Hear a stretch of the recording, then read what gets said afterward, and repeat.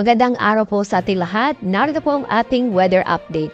Yung pong low pressure area, huli na mataan kaninang last stress ng madaling araw. Nasa 45 kilometers east-northeast po ng Dipolo City, Zamboanga del Norte. Itong low pressure area ay inaasahan po natin base sa ating mga data at analysis na mababa ang tsansa na maging bagyo. Ito ay kikilos pa northwestward, maaari pong dumaan pa sa Sulu Sea. Itong low pressure area ay nakapaloob ito sa intertropical convergence.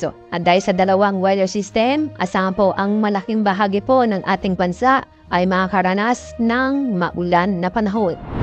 At sa ating magiging nilagay na panahon ngayong araw, dahil sa low pressure area at ITZ, asahan po ang maulap na kalangitan na may mga kalat-kalat na pagbulan at thunderstorm sa Bicol Region, Mimaropa, kasama rin po ang Aurora, Quirino, Quezon, Laguna at Rizal. Samantala, ang nalabi pong bahagi po ng Luzon kasama po ang Metro Manila ay magiging bahagyang maulap hanggang sa maulap ang kalangitan, maliban po sa mga isolated na mga pagbulan dahil sa thunderstorm.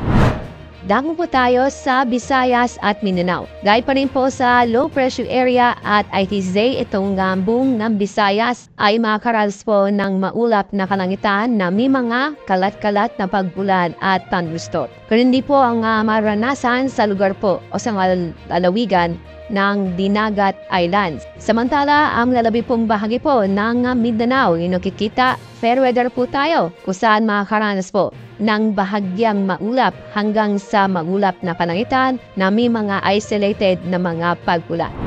Bukod sa low pressure area na bungay ko kanina, yung ITCZ o Intertropical Convergence Zone at Easterlies. Itong tatlong weather system ang nakakapekto ngayon sa ating bansa. Itong low pressure area na inaasahan po na marpo ngayong araw, Mars ng bandang hapon ng gabi, malulusaw itong low pressure area. Itong epekto na ITCZ ay hina bukas, kaya itong Easterlies na lamang po ang inaasahan po nating makakapekto bukas sa araw ng Biyernes at magpapatuloy sa araw ng Sabado. Kaya bukas, may mga uminaasahan po tayo ng mga kalat-kalat na pagbulan at thunderstorm sa silangang bahagi po ng Luzon at ng Visayas. Pero sa lalabing bahagi ng bansa, asahan po ang bahagyang maulap hanggang sa maulap na kalangitan na may mga isolated na mga pagbulan. Sa araw ng Sabado, ang buong bansa na po ay makakaranas po ng bahagyang maulap hanggang sa maulap na kalangitan na may mga isolated na mga pagbulan.